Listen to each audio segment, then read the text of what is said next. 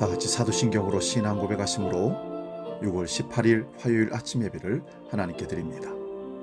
나는 전능하신 아버지 하나님, 천지의 창조주를 믿습니다. 나는 그의 유일하신 아들, 우리 주 예수 그리스도를 믿습니다.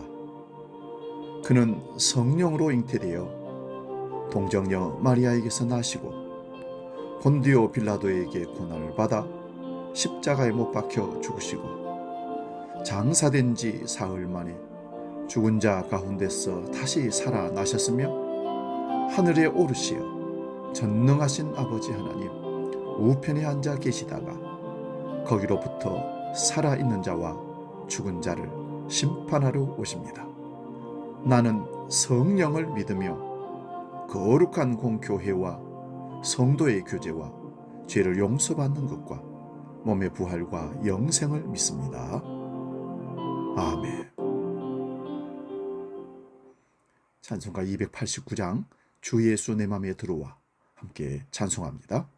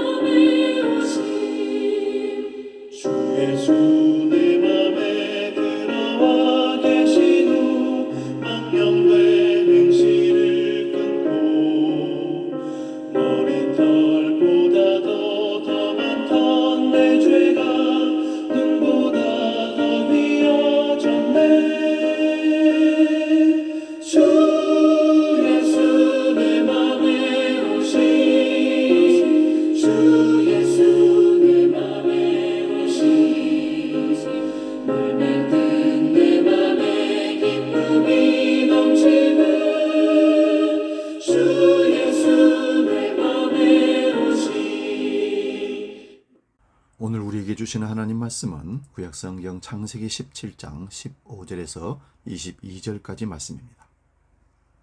이 말씀 봉독할 때에 살아계신 하나님의 음성을 들을 수 있기 바랍니다. 창세기 17장 15절에서 22절 지금 봉독합니다. 하나님이 또 아브라함에게 이르시되 내 아내 사레는 이름을 사리라 하지 말고 사라라 하라. 내가 그에게 복을 주어 그가 내게 아들을 낳아주게 하며 내가 그에게 복을 주어 그를 여러 민족의 어머니가 되게 하리니 민족의 여러 왕이 그에게서 나리라. 아브라함이 엎드려 웃으며 마음속으로 이르되 100세 된 사람이 어찌 자식을 낳을까? 사라는 90세니 어찌 출산하리오 하고 아브라함이 이에 하나님께 아뢰되 이스마엘이나 하나님 앞에 살기를 원하나이다. 하나님이 이르시되 아니라 내 아내 사라가 내게 아들을 낳으리니 너는 그 이름을 이삭이라 하라. 내가 그와 내 언약을 세우리니 그의 후손에게 영원한 언약이 되리라. 이스마엘에 대하여는 내가 내 말을 들었나니 내가 그에게 복을 주어 그를 매우 크게 생육하고 번성하게 할지라. 그가 12두령을 낳으리니 내가 그를 큰 나라가 되게 하려니와 내 언약은 내가 내년 이 시기에 사라가 내게 낳을 이삭과 세우리라. 하나님이 아브람과 말씀을 마치시고 그를 떠나 올라가셨더라. 아멘. 봉독한 말씀으로 이름을 바꾸지 말고 삶을 바꾸라, 이런 제목으로 말씀의 은혜를 나눕니다. 여러분, 방향을 제시해주는 나침판은 변하지 않는데 가야 할 길을 구체적으로 보여주는 지도는 수시로 바뀝니다. 사실 우리가 운전해가는 길은 고정되어 있는 것이 아닙니다. 수시로 바뀝니다. 새로운 동네가 들어서고 새로운 도로가 뚫리고 전에 없던 신호등이 새롭게 세워지고 전에 있던 회전 구간이 없어지고 신호등이 새롭게 세워집니다. 그때 낡은 지도를 가지고서는 가고자 하는 목적지를 제대로 갈 수가 없습니다. 시간이 지나고 세월이 흐르면 우리는 새로운 지도를 소유해야 합니다. 지혜로운 사람은 낡은 지도를 버리고 새로운 지도를 선택합니다. 나침반이 삶의 원리와 같은 것이라면 지도는 삶의 방법과 같은 것입니다. 나침반은 세상 어디에 갖다 놓아도 절대 변하지 않습니다. 항상 북쪽을 가리킵니다. 그러나 지도는 변합니다. 세월이 흐름에 따라 지도는 자꾸 변합니다.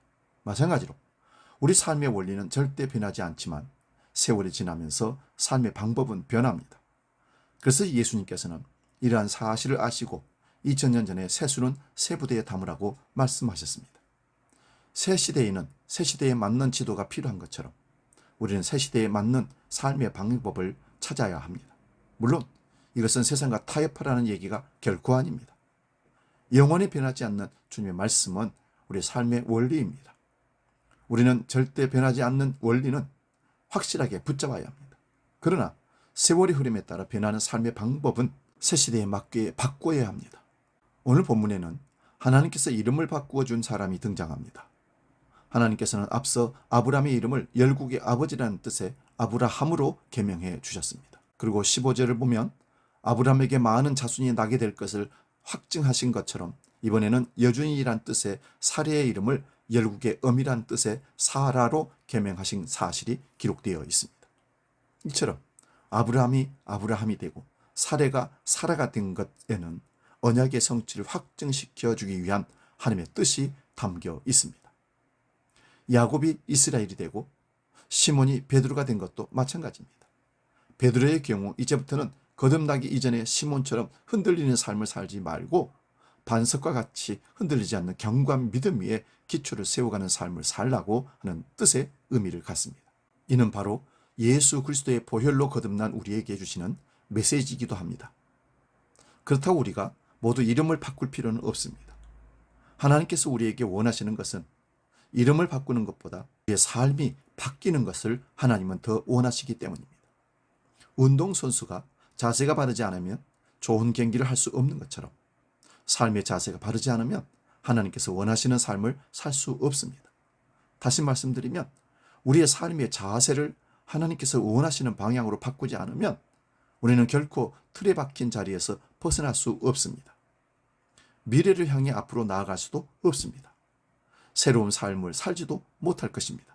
그러므로 삶을 바꾸는 탈피의 경험이 반드시 있어야 합니다. 그래야 신앙이 성장하고 성숙되어 가는 것입니다.